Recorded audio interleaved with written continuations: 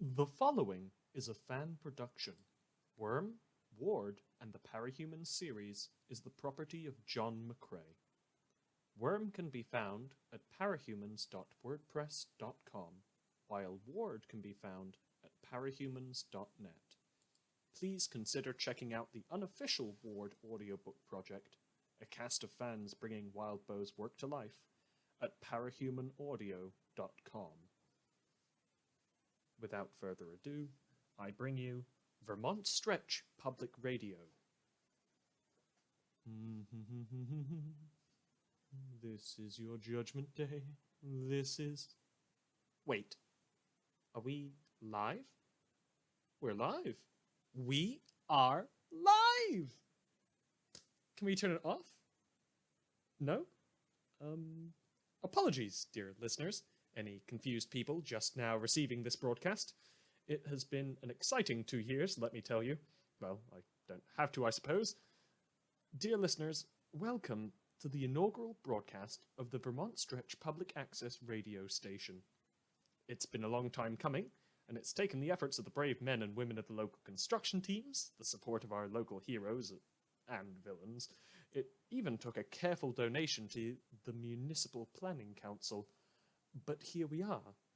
I suppose, given the accidental nature of this first program, we will begin by thanking those of you whose efforts have helped us to be here while I sort my notes, the friends that I have made in the years since Gold Morning, the dedicated engineers and sound staff willing to set up this recording studio. Well, the hope is that our recording studio will be free for the public to use. A big thank you to you as well, the people of Vermont too. That's Vermont with a 2 on the end. You faced not one, but 2 crises back to back. And you're still here! My name is Theodore Guy, founder and host of our humble show, and I bid you a fond welcome and bid you listen in as we broadcast live from the newly rebuilt town of Killington. Ladies, gentlemen, those in between and inhuman, I welcome you to the Vermont Stretch Public Access Radio's news. Today's top story: a hero was shot by a bystander in a cape fight in the North Air span. That's Norwalk Fairfield. The fight had erupted after an attack was launched on a press conference, held to announce the creation of a new team of heroes. Former villainous and current itinerant heroine Fumehood was injured and put in a critical condition. Listeners, I want you to imagine a young woman, a villainess with an apple fixation, and an associate who can manufacture the exact sort of herb that you'd immediately think of. She has only a single kill to her name, an as yet unborn child lost to a tragic miscarriage after its mother inhaled poisonous fumes, the namesake of Fumehood. She has a long career of villainy, a successful career. She turns herself in, submitting herself to the corrupt justice of the Parahuman response team, and uses her time in jail to earn herself an education. She becomes a hero, and on that first day as a hero, she is shot.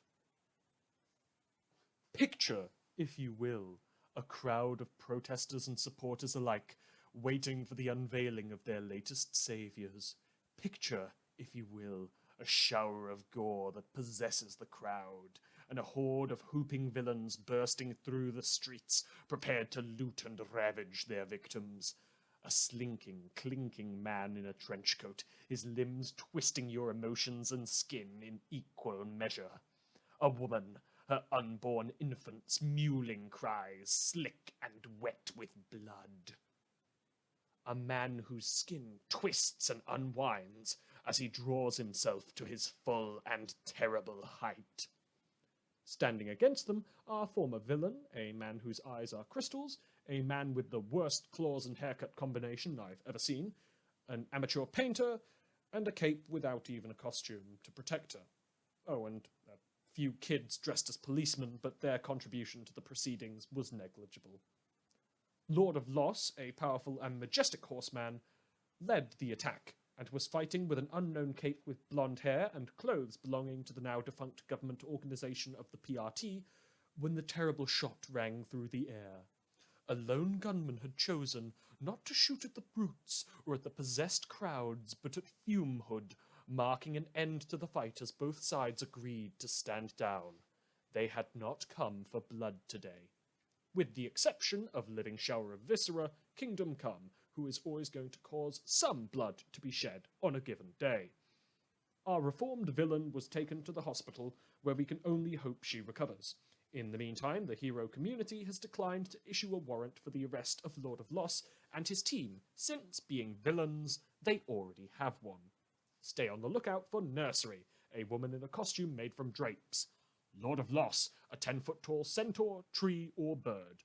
Kingdom Come, a thin film of viscera smeared across the faces of the people nearest to you. Snag, a Neanderthal with giant hands and teeny-tiny baby feet. And Blindside, who could not be identified by the crowd. Do note that Lord of Loss runs a border settlement on Earth N, so you know he's not that hard to find. No, really, any heroes that wanted to deal with him could just say, raise the settlement to the ground and paint amusing pictures of his equine physique with the blood of the people he is sworn to protect. Not that they would.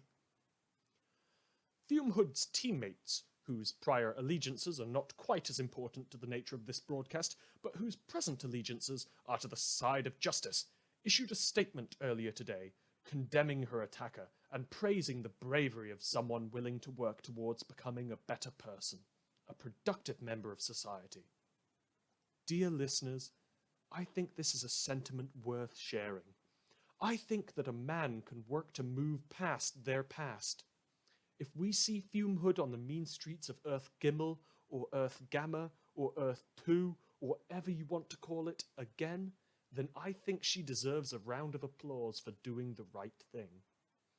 On the other hand, this is a clear sign that actually attempting to be a hero is a bit of a bad move.